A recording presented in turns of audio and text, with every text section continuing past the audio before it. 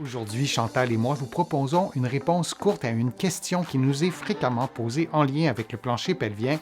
Chantal, tu es une experte en rééducation périnéale, tu es professeure titulaire, tu es la bonne personne pour répondre à la question: doit-on travailler, stimuler les muscles du plancher pelvien même si on n'a pas de problème de fuite urinaire? Ça, c'est une bonne question. Est-ce qu'on doit le travailler? Je pense qu'on doit être conscient de son plancher pelvien, comme on est conscient des autres muscles de son corps, hein. Alors, il faut prévenir. Donc, si particulièrement on est une femme, on sait que avec les maternités, il y aura automatiquement un affaiblissement musculaire à la ménopause également. Donc, d'être bien consciente de la fonction de son plancher pelvien, d'éviter de faire des pressions non nécessaires sur son plancher pelvien, puis d'être alerte dès qu'il y a des petites fuites d'urine ou dès qu'il y a des sensations de lourdeur, ben d'être alerte et de s'occuper de son plancher pelvien comme on s'occuperait d'autres muscles de son corps. Une précision, quand tu dis d'éviter de faire des pressions inutiles, là, je n'ai peut-être pas les mots exacts que tu as prononcés, mais sur le plancher pelvien, qu'est-ce que tu as en tête exactement? Ben, j'ai en tête comme par exemple une constipation chronique, par exemple, où on pousserait à outrance, là, qui pourrait, avec le temps, comme je disais tout à l'heure, affaiblir le plancher pelvien.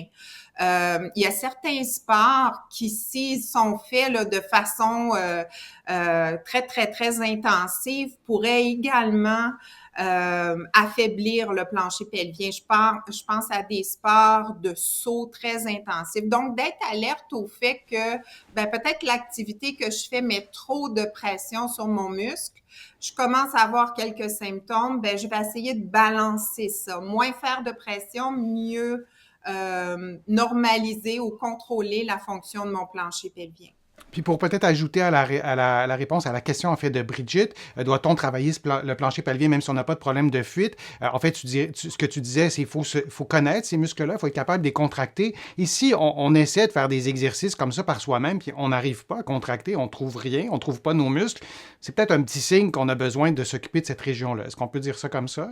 Tout à fait, parce que là, on a parlé d'importance de ces muscles-là au niveau de la continence, au niveau du soutien des organes, mais les muscles du plancher pelvien sont également impliqués dans la stabilisation lombo-pelvienne, donc du dos du bassin.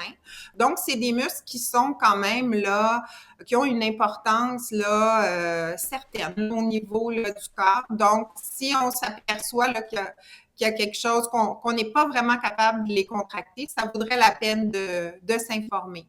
Si elle est D'accord. jeune, passe à des maternités, là aussi, ça serait important. Là. Puis, il y a plusieurs questions aussi qui ressemblent à celle-ci. Est-ce que les exercices peuvent suffire pour améliorer un des problèmes du plancher pelvien? Est-ce qu'il y a une indication, un signe où on se dit non, là, c'est vraiment trop tard, c'est pas possible, ou il y a toujours un certain gain qu'on peut faire en faisant des exercices? Et si jamais on a une chirurgie, est-ce que c'est important de faire des exercices avant? Ben, moi, je dirais que dans un premier temps, même si on a des symptômes importants, de faire les exercices là, c'est pas nuisible, hein. Ça va aider à renforcer tous les structures, ça va aider à mieux supporter tout ça. Donc, moi, je dirais que de faire les exercices, c'est très aidant. Par la suite, et ça n'empêche pas là, que s'il y a besoin de faire d'autres interventions par la suite, comme par exemple prendre certaines médications ou avoir une chirurgie, ben, on faut y penser un peu comme une problématique de genou, si on veut. Hein? Si on renforce nos muscles du genou avant d'avoir notre chirurgie, ben, ça va nous aider au niveau, ça va nous donner des gains au niveau là, de l'efficacité de notre chirurgie. Ben, on peut penser de la même façon au niveau du plancher pelvien. Je rajoute aussi hein, que renforcer le plancher pelvien, on parle de renforcement, mais c'est pas un concours de force. Donc, il y a quelques questions là, qui soulèvent l'hypothèse de plus on force fort, mieux c'est. Ça, je pense qu'on peut corriger. Tu l'as déjà fait, Chantal, mais je pense qu'on peut corriger tout ça. C'est aussi important d'être capable de le contracter habilement et de le relâcher habilement. Oui, Donc, il faut vraiment faire attention au concours de force du plancher pelvien.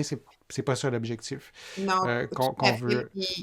Puis je répondais à ta question plus par rapport aux chirurgies. Donc Ah là, oui, oui, j'avais tout à en fait. Non, non, tête tout à des fait. descentes d'organes, j'avais en tête Oui, des oui. incontinences. Mais l'idée, là, c'est que de normaliser la fonction du plancher pelvien. C'est ce qui est important. Donc, c'est un muscle qui doit être capable de bien contracter, d'être rapide, d'être fort, d'être endurant, mais un muscle également qui est capable de bien se relâcher. Je veux te remercier, Chantal, vraiment très sincèrement de ta participation. Tu nous as donné des conseils, des trucs vraiment essentiels. Tu es expert dans ton domaine. Tu as un laboratoire aussi et tu es parfois à la recherche de candidates pour des projets de recherche. Et ça, c'est parfois une façon, ça peut sembler égoïste un peu de le dire comme ça, mais ça peut être une façon aussi intéressante d'avoir accès à une évaluation, notamment. Est-ce que tu peux nous parler, en fait, peut-être je me trompe, est-ce que tu es à la recherche parfois, ton laboratoire est à la recherche de participantes? Oui, tout à fait. Alors, on a plusieurs projets de recherche actuellement qui sont en cours, entre autres des projets de recherche sur l'incontinence urinaire d'effort, l'incontinence urinaire d'urgence chez la femme. Ça, à ce moment-là, on cherche des femmes de la région de Montréal qui pourraient venir au laboratoire. Nous, on est en avant, là, juste en face de l'Oratoire Saint-Joseph, si ça vous situe. Donc, c'est quand même assez central à Montréal. Donc, celles qui seraient intéressées, on a actuellement des projets de recherche. Puis, effectivement, dans ces projets-là, on évalue des traitements de conservateurs, des traitements de réadaptation. Donc, ça vous donne l'occasion d'avoir une évaluation et une intervention en réadaptation.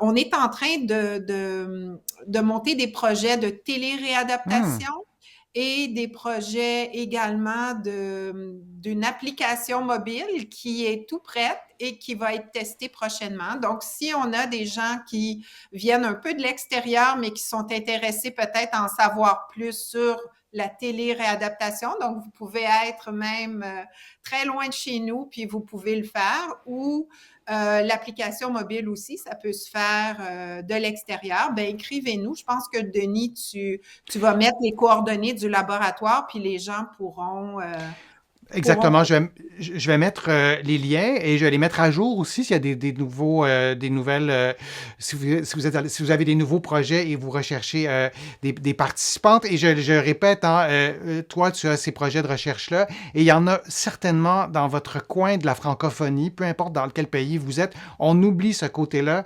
ce petit truc-là, cette astuce-là pour pouvoir avoir accès à des soins. Et c'est une bonne façon aussi donc d'être évalué, d'être traité et d'améliorer sa qualité de vie. Il y a aussi les livres. Alors, je rappelle ton livre, Chantal, l'incontinence urinaire, la prévenir, la traiter. Vous allez trouver aussi sur de la santé plus générale des informations dans mes livres que vous connaissez. Je vais mettre tous les liens à jour régulièrement pour que vous ayez aussi donc ces références-là. Merci encore vraiment à tous et à toutes d'avoir participé en si grand nombre. Vous avez été vraiment très, très nombreux. Chantal, toi, tu ne vois pas les commentaires avec la petite technologie qu'on a, mais il y a vraiment beaucoup, beaucoup de gens qui te remercient de ta participation, tes conseils, ton expertise a été fort utile, fort appréciée. Merci beaucoup, Chantal, et merci à tous et à toutes, et on se revoit pour un prochain direct, pour une prochaine vidéo. À bientôt.